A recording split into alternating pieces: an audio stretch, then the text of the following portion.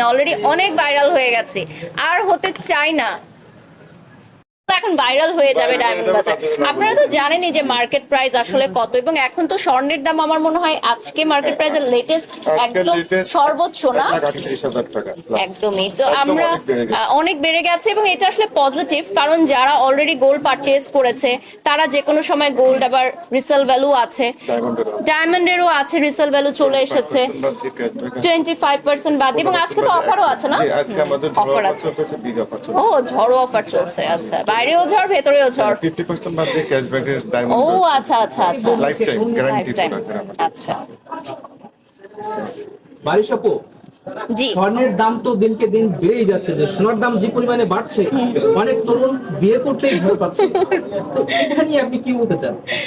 তরুণী সিলেকশনের ক্ষেত্রে আগে তরুণদের ভাবতে হবে যে সে গোল্ড চায় না ডায়মন্ড চায়, যান রিয়েল